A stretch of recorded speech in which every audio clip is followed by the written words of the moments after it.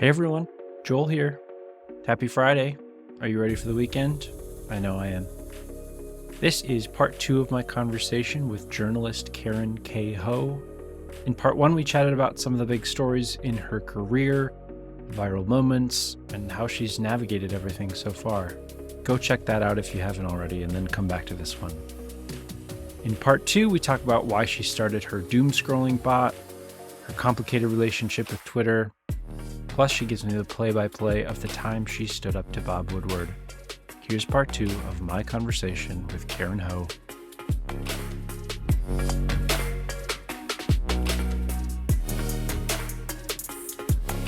But I think we should talk about Twitter because you, as I said in the top, you're just one of my favorite people to follow on Twitter, and I mean that genuinely. I'd say that even if you weren't sitting in front of me. You, from where I sit, share so much of yourself. You share so much about what you're learning sort of in real time. How do you think about your relationship with Twitter, both now and I guess throughout the years? Yeah, let's start there. I have a really complicated relationship with Twitter because I think it is, in some ways, it is like a bar. Like, we know that bars are dangerous places for women, right? Like, we know that they get drugged frequently, but it's also like and you know that people with drinking issues can't go to bars. And often there are good bars, expensive bars, there are elitist ones, and there are also ones that have hygiene issues. Like, it's a great metaphor. And the thing that, but there are also people who manage to create communities in bars despite all of the things that I've mentioned. And the thing that is really interesting to me is that Twitter is, for better or for worse, like, it is the bar that helped like significantly help me establish like an American media career. The way that I've been using it has basically my entire adult professional life. Like, I started in undergrad, like I think in 2009 or 2010, when having 1,000 followers was a big deal, when news outlets were starting to be like, here are the tweets about the latest municipal or like provincial election. And I remember telling people that I had started a Twitter account and they were like, what is that? And I remember feeling like it was also, like I said, a radically confusing place for me to observe American media Twitter, or even especially like New York media Twitter, and be like in Toronto or be in Yellowknife in the subarctic. And then people tell me that I tweeted like I was in New York or already in the US. Like, I feel like Twitter is like I was peering into a window observing a dinner party, and it allowed me to find out that I actually had a seat at that dinner table, and people at the dinner table already knew who I was, and they were had been reading my work for a long time, and I could build those friendships. It was also a really good way for me to stay in touch with people, like when I would meet them at journalism conferences or events, and then also get on the radar of people who I literally looked up to and read that I couldn't even believe knew who I was. Like I said, like back in 2014 or 2015. And then when I moved to New York for grad school, 30 or 40 people were like, we are so excited. So I had a friend group before I got to the city. And like, that was very radical to me. So it helped me establish my career. I will say that it isn't a healthy source of dopamine, like the way that it is for some people with Instagram or Facebook or YouTube. And only, I would say, especially in the last 6 months, have I really figured that out. But the thing that I thought was interesting was I have written about like my complicated relationship with Twitter. I have been interviewed about it extensively, but I have also understood that it transformed my career, right? Like, sometimes if I was struggling to figure out if I had a pitch, I would just tweet something and it would go super viral. And then I would just be like, here's the proof from my editor. I should probably write about this. Like 25,000 people have liked it. And they're like, oh yeah, you need to make a post on that right away. You know what I mean? And then the other thing is, like I said, like I still feel like a nobody sometimes, but I have the following of someone at a major media publication. And at one point I was going viral, like more than once a month, right? And I'm talking at least 5 to 10,000 likes. Like, sometimes there have been a couple times I was the most popular tweet of the day, like period, like more than 120,000 likes. Yeah, wild. Yeah. And like I said, I was always confused by that because I wasn't a comedian. Like, I didn't work at a major media publication. I have a weird resume. But people were just like, this person is funny, or they've said something really insightful. And then all these people would follow me. And then I channeled that rather than selling novelty mugs or other merchandise. I made it into a free service to help people. Clearly, the things that you say resonate with people. You not only found, but also, I think, built a community of people who want to learn from you and hear about you. I'm tempted to talk about Elon Musk a little bit, but I really don't want to. I think plenty of other people can. But I guess the thing that I'll ask is, I am curious in this moment of chaos on Twitter.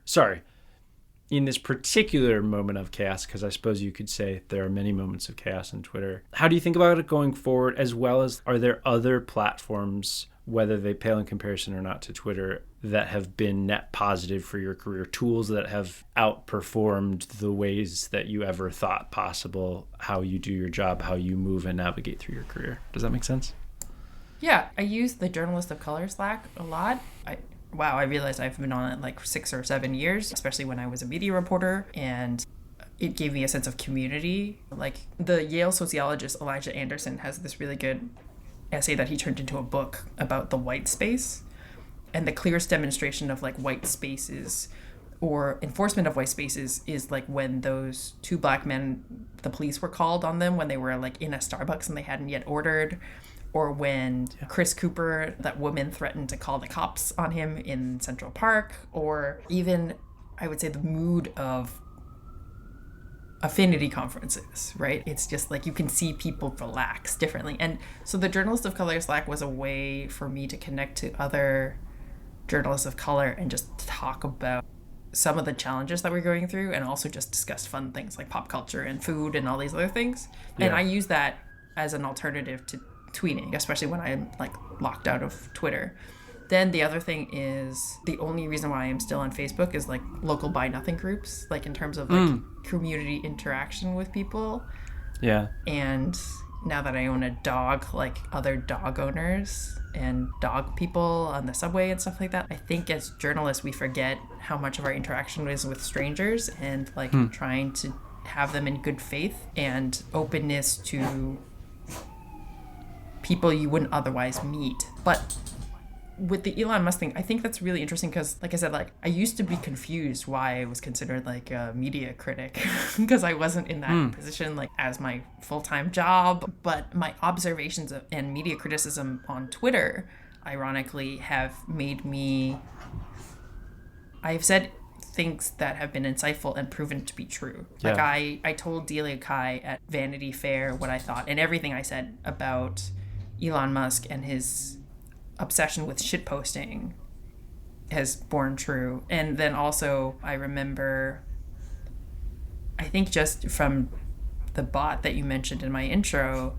like really observing like a service that people need, which was just like someone who wasn't intent on monetizing empathy, feel like they were looking out for them and being like, hey, are you slouching? Have you had some water? Are you sure you want to be doing this right now instead of going to sleep early? And it was radical, like in our capitalistic society, that I wasn't immediately like trying to sell merchandise off of that platform. Totally. Yeah. And audience. You know what I mean? People were really confused. Like 120,000 plus followers, maybe 127. I checked it in the past couple of days. Crazy audience.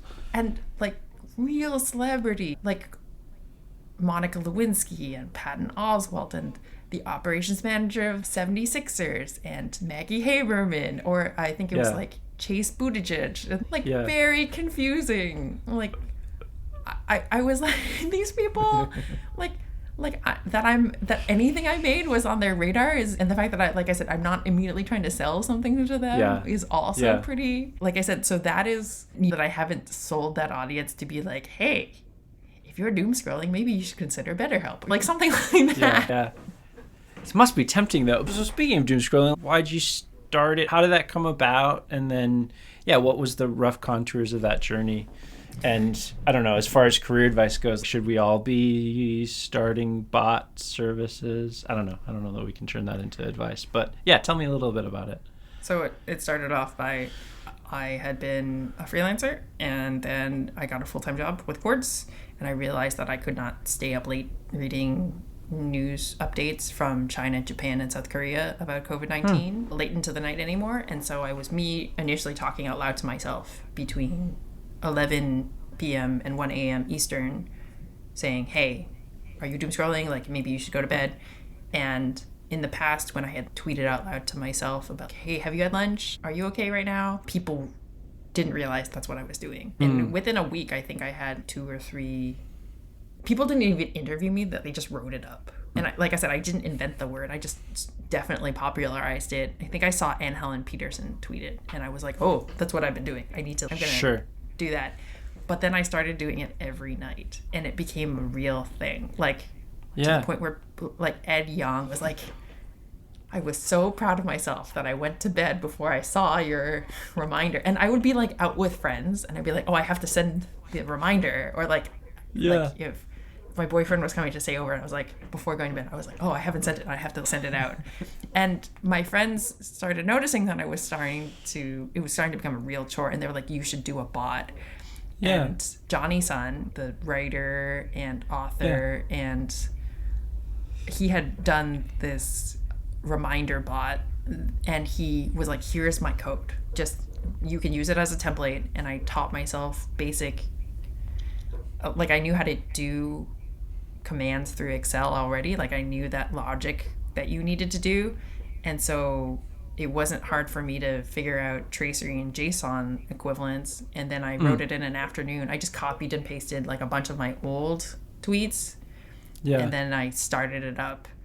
And then I noticed these. So then I could avoid the complaints over and over again of people being like, I'm not in the Eastern time zone. I just started work. Why are you telling me to go to bed, or all this other stuff? And I was just like, I'm doing this for free. Leave me alone. I love that people were complaining about. People love to complain, even for free things. Yeah, and true. So the thing that I thought was funny was I made the bot. And so not everyone wants to read my goofy jokes or see pictures of Max or my news articles about sustainability or economics or about art. And I was like, here, if you just want a reminder, here's a bot that will just do it out. And you can't complain because it's free. And then, but the thing that was interesting about the doomscrolling reminders is I have done, I think, 60 or 65 interviews, like it depends on how I count it, about the doomscrolling reminders, because mental health became a huge issue during the pandemic, and news consumption became a really huge problem during the pandemic. And it became like a meme. Big time. So, and people would flag me. They're like, I think they're talking about you, especially during the 2020 national election season. So then there was the election debates, and then it was the election itself, and then it was January 6th and the insurrection. And then, so they just never stopped being things for people to doom scroll about, right? And then it was also the George Floyd's protest, and it was also climate change, and like people would put it in headlines. They were like, people are doom scrolling the flooding in New York or a hurricane, or they're talking about, like, I got interviewed by Vox, I think 2 days before the election, and they're like, here's what, and people would say, if you need something to help you stop doom scrolling the results of the election, go follow Karen. That's wild. And it is a service, so I thank you on behalf of Twitter and your 127,000 followers for that service.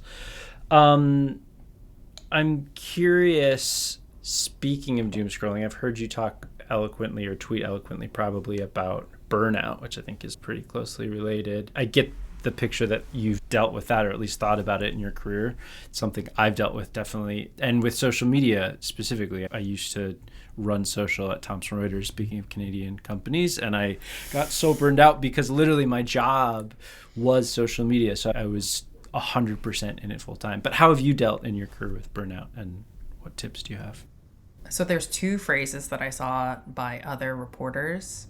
One was Linda Holmes at NPR's Pop Culture Happy Hour, and the other one is by Ed Young, like, of The Atlantic, Pulitzer Prize winner Ed Young, genius. And the thing that I realized with exposure to social media is it often feels like either you're like a frog being cooked in water that hasn't yet boiled yet, and by the time it boils, you don't know what has happened. And then with Ed, he described it as the reason why he needed to go on a sabbatical was he had stared at the sun for too long.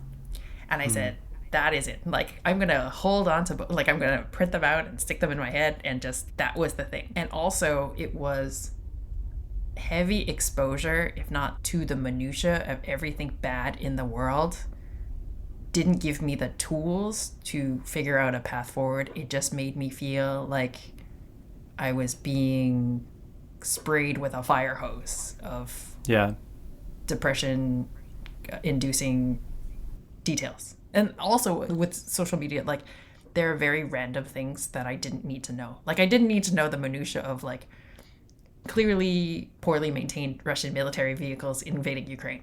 Like, I needed to know, like, the state of what was going on in Ukraine, but I didn't need to know like how military experts were like, you can see how old these tires are, like, based on these photos. And I was like, I don't need to know this. This is going viral. But so those two things, like, I've been tapping out on my phone to make it less intimidating, like the way that I dealt with burnout. But one of those things was fixating on those two things was like, what am I doing? What did I do before that would make me feel like I was being that frog cooked in that pot of water? And what were the things that were making me feel like I was staring at the sun for too long? And so fundamentally, it meant reanalyzing. I have been suggested for my prowess with Twitter if I would consider being a social media manager. And I said, absolutely not, because I had seen friends who had become social media managers just also go through cycles of burnout, the on-call cycle, the breaking news cycle. It meant every mass shooting always being on alert. Then, to your point, I'd seen people also flee the news industry as a result of the burnout that they experienced during the pandemic, just from the onslaught of bad news updates. And so I think when it came to Twitter and burnout, it was also just about fundamentally reminding myself that the algorithm was designed not for users' interest, but in maximizing attention and engagement. So it's like, it's designed to make people feel angry or annoyed or frustrated repeatedly, because that drives engagement and advertising and time spent in the app. And so once I reminded myself of that, then I started walking away from it more and spending time off it more, because I think it was like, unless I had something really important to say, right? Like, for example, not even doom scrolling, right? Like, hate reading is a big thing that we talked about in our industry, and what drives traffic, what drives engagement, blah, blah, blah. Like, I know social media managers at those sections. The problem is, so I very pointedly will say, so here's an example, like, what was it? John McWhorter wrote this essay about how the chancellor of Purdue University, he explicitly said something racist, but he wasn't deserving of cancellation and losing his job as a result of saying something at a commencement ceremony, basically explicitly made Asians feel permanently other. And I said, this was published at an institution that published a pay report this year showing that if you were Asian, you were 35% less likely than a white staffer to receive the highest pay performance rating. Which impacted your ability to get promoted, your ability to get a bonus, probably your ability to be submitted for awards unless you self-nominated, other professional opportunities. And this is just for the Asians. If you were Black, it was even worse. I think it was like 50%. And then I pointed out again that this was not the first instance this week where a white male staffer at the New York Times had said something infuriating. And I said, it's worth noting that 90% of the people who got the highest performance rating at the New York Times were white. And the year that this study came out, like in terms of the analysis that showed that no Black people were deserving of the highest performance rating, the next year, one of their staffers won a Pulitzer Prize. And so to your earlier point regarding like imposter syndrome, right? Like I was like, here's the data. Here's the anecdote. Oh, like we can't do it. And I was like, and I knew the people who compiled the data, one of whom had won a Pulitzer, and the other person who was like the chief economics reporter. And they were also both white and part of the union. And so like, then I'm able to go back in regards to your point about imposter syndrome, that something like that at the preeminent institution is completely out of my control. It's not like something that if I worked harder, I could overcome. And then to Yeah. your point about burnout, there is a limit to encouraging people to work long hours, nights and weekends, postpone time with family and friends or life goals for the sake of your professional career. If data is continuing to show that rewards for that kind of effort are limited to a certain group of people. Yeah. And so that is very helpful for me in terms of burnout. So the other thing, career wise, I was like, I prioritize trying to get good sleep, like diet, right? Like those are things within my Yeah. control. Learning things, like being a good peer, right? I think when we talk about office culture and interacting like this digitally and from conferences or in-person office, like non-transactional exchanges of dopamine is like deeply underrated, because that's what people are when people complain about, oh, I don't like small talk, I don't like I was like, you don't have to go to drinks after work. Yeah. It is not a huge lift for you to be like, hey, you're a dog owner, here's this funny thing I saw on TikTok or Instagram about dogs. That just shows that you care about the other person. And then so when you go to them for something work related, you have Yeah. that pre-existing relationship. So true. But I think to your question regarding burnout, it's just about the premise of,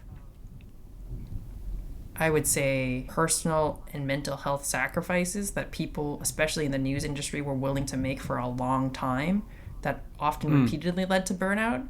The data is showing that the promise is just not there, right? So we have seen recently in our industry, it doesn't matter if you are successful, and successful in terms of page views, in terms of doing really good reporting, like you can be laid off. Like it doesn't matter, what was it, like the Gizmodo reporter, Paleo Future, whose real name like escapes me right now, but that's his username. He expressed regret that he didn't take more vacation time because he was still laid off. Like, Yeah. all of protocol was laid off. Incredibly qualified, smart, brilliant people. Like, it didn't matter. And then there's also, I saw repeatedly that there were not allowances given for things like productivity or performance with all the pandemic stuff going on, right? Like, there's still something to be written about the silent burden that a lot of like Black reporters faced around George Floyd and the police shootings, or Asian reporters with all the hate crimes. And you are still like you have that mental load, and then you're still expected to like be laser focused on filing on time and doing all this stuff and being accurate and getting the right sources and all that stuff. And then you have normal life things. Like, I knew people who were going through divorce or had cancer, and or their kids were getting sick. And so when we talk about burnout and the conditions that lead to it, and like I said, I'm not a mental health professional. This is just from observing what people respond to in the bot and the reminders, and then the economic and research data. And so I think that was really helpful, because then you're like, on top of that, not even layoffs, but the rewards were different, right? Like, you could see that companies were saying, oh, we're not contributing as much to your 401k match or your health benefits, or we're not going to give pay raises this year, or we're not going to, the salary isn't adjusted for inflation, or you should just be grateful that you have a job. Like those kinds of, we're not going to, what was it? There are still news organizations that have offer less than 3 months of parental leave if they're based in the United States. Whereas with Thomson Reuters, like in Canada, it's a minimum of a year to a year and a half. Yeah, much better. Yeah, I can't believe it. You said something that layoffs. I want to double click, if I can use that phrase, on that for a minute.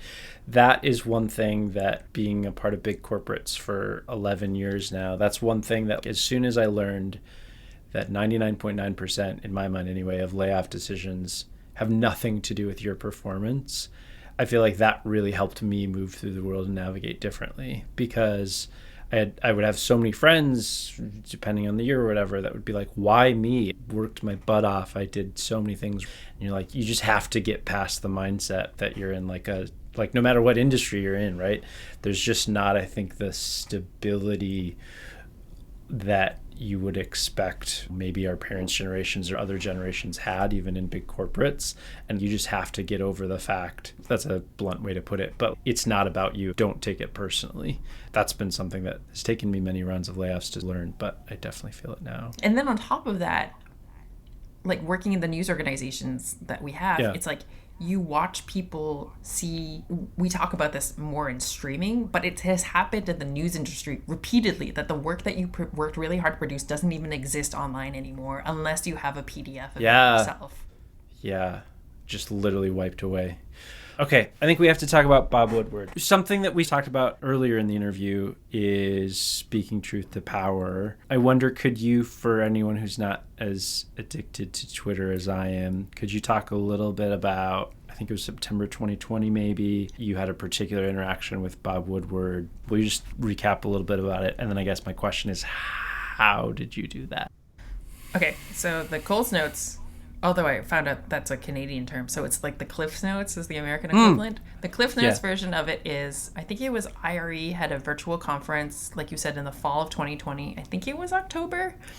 And I was asked to do a presentation, business reporting tips for non-business reporters, especially for local ones. So I did a presentation. And then right after that, Bob Woodward of the Washington Post and all the President's Men fame was doing an Ask Me Anything. And let me just add editor's note, like for anybody who doesn't know, Bob Woodward is one of the most, can we say, respected, lauded journalists, specifically in that industry, but also even in non-journalism industry, just like a name that people know and revere. Anyway, back to you. Yes. Also, it was a funny side note is it took me several months for me to realize when I was in graduate school, the director of my program was his oldest daughter, Tally Woodward. I didn't make the connection. Sure. I was like, Woodward, that can't be the same one. And I was like, no. And I was like, America. Okay. Great journalist in her own right. But sure. And what had happened was, so Bob Woodward had just released a book about extensively interviewing Trump and had revealed in the press tour for the book that the president knew about the severity of COVID-19 and how infectious it could be much earlier than he let the public know. I think in February or March. Yeah. And he defended keeping that, like Woodward defended keeping that information in his book because he thought that the most important thing was to publish the book before the November 2020 election. Yeah. Whereas I and many other reporters, including my friend Shira Stein, were incredibly upset and said, if in the interest of in the public, like our work as journalists, if you had released this information, especially because you had it on tape and let the public know that even the president thought that COVID-19 was incredibly serious as early as March or April, you could have saved a lot of lives. And so what happened was, I think it was Omar Rashid, I have to check this, but Omar Rashid, Shira Stein, and then finally myself, we all signed up to ask Bob Woodward questions in the Zoom Ask Me Anything. And Bob Woodward was incredibly patronizing to my friend Shira, who was at the time, I'm not kidding, the COVID-19 reporter for Bloomberg like industry publications, right? That's all she was doing out of Washington, D.C. And then so finally, when it was my turn to talk, basically the quickest summary I can say is I called out the fact that his tone was incredibly patronizing and that he had revealed in speaking to Shira that he had not consulted any health experts or professionals for his decision not to release this information earlier. And what I did was he repeatedly asked me to apologize and said that if I did, then he would send me a copy of his book. And I had to reiterate that I had also covered COVID-19 since January, that I was an economics reporter. And so I wasn't just like that I was a person who understood like data and the impact of the pandemic on American society. I said, if anyone else had not consulted someone from at the end, I asked a yes or no question that he did not consult someone from the National Institute of Health, from the CDC, an infectious disease specialist. Oh, also important to mention, he could not make the connection between he kept insisting that it was something happening in China, and I had to remind him that there were Americans living in China, that Americans traveled to China, that what happens in China affects not just Chinese people. He basically defended the fact that he only consulted his publisher, his editor, his wife, and his assistants on his decision not to release this information earlier. And to your point, how I did it was I had watched previous interviews with Alexandria Ocasio-Cortez, Senator Elizabeth Warren, as well as Katie, the one with the whiteboard. Like her last name, is it Katie Price? No. She is a law professor too. I think she had graduated from Harvard Law.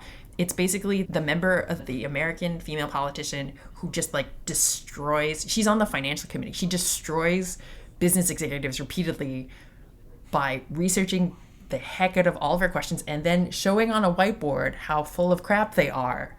And so at the end, I was like, fine, you can keep dismissing me. You can keep doing this. Yes or no. Did you do this? And then I uploaded the clip and it went like viral within journalists' Twitter. Yeah. But then right after me, there was a guy who like tried to suck up to him and be like, oh my God, I'm talking to Bob Woodward. And I was like, I don't care.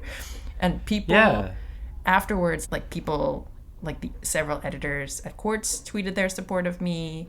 And I was just like, people told me they had to hold an emergency board meeting to discuss what happened. Yeah, there are notes online at IRE talking about what happened and how Bob Woodward's response did not adhere to the code of conduct. Yeah, but like the thing that struck me was people were like, how did you do that? And you could hear my voice get stronger as the clip is going on. Yeah. But the thing that was interesting was because I'm from Toronto, like he is not a journalism god in my head the way that people who grow up in the US and watch All the President's Men in class. Yeah. Like Watergate to me is interesting, but is not like to me like my Canadian journalism gods are people like Anna Maria Tremonti, who like literally did a podcast series about that looked into her own experience with domestic violence and talked about how it impacted her career and why she felt like the need to disclose like all these conversations regarding bias and Me Too and objectivity when something this horrific had personally happened to her, and goes into like very vulnerable, explicit detail about the level of domestic abuse that she had gone through very early on in her marriage. And so those are the people that I look up to as a person from Toronto. And so when this happened, I was just like, and then like people started tweeting about it again. They're like, then people started texting me and they're like, I cannot believe you did that. Like I have wanted to do something like that to somebody else who was like patronizing or dismissive to me, and I had no way to fight back or argue with them in a way that was to explain how disrespectful their behavior was, and the fact that you did that. And then it wasn't the only time that Bob Woodward has said something like that to another reporter. Like there was a very public incident where he did that to Megan Twohey and her co-author of She Said, the investigations Jodi into Harvey Cantor. Weinstein. Jodi Cantor, who also did that Starbucks investigation into on-demand time scheduling. So, and they have won Pulitzers. Sounds like a pattern, yeah. It was demonstrably a pattern that when he had gotten to this level of prestige and that he would continually just hold things for the sake of his book sales. And it was just one of those things where I was like Sheer and I were texting the entire time. Oh, by the way, it's also been mentioned in Margaret Sullivan's memoir. She wrote that scene in the book, and I was like, I gotta write that down. Yeah, that's wild. Okay. Yeah, so I need to include that in my next immigration application. But it's one of those things where I was like, people paid attention to it, and I explained to the moderator had overseen several Pulitzer Prize winning investigations at the Wall Street Journal. And I told her afterwards, I was like, this is the kind of interaction that deters people from, like me, from ever pursuing investigative journalism, even with my experience with the murder story, even with my background in learning about finance and economics, is these industry leaders who talk down. And I said to her, I was like, this is the kind of interaction that repeatedly deters me from pursuing investigative reporting. Even though I have this experience of having written about this prominent murder, and like I had literally, my teachers for data reporting were 2 Pulitzer Prize winners from the Wall Street Journal and like a former IRE training director. So I was like, it's not for lack of skills or qualification or interest. And like, I'm clearly not deterred by like famous people, but it was one of those things where I was like, when it came to my career, and it was very funny, like immediately every investigative reporter like started adding me on Twitter, and I was like, oh, okay, hi. Sorry, I hope be prepared for like my goofy jokes. But it was very funny to me that, and I have like this year in May when I went to the Cebu conference, Robert Barta from the Wall Street Journal was like, hey, I know you from Twitter. And from that thing with Bob Woodward. Let me say, it was an incredible moment, and I do think the thing about being from Toronto versus the US makes sense, but I think it speaks volumes about who you are.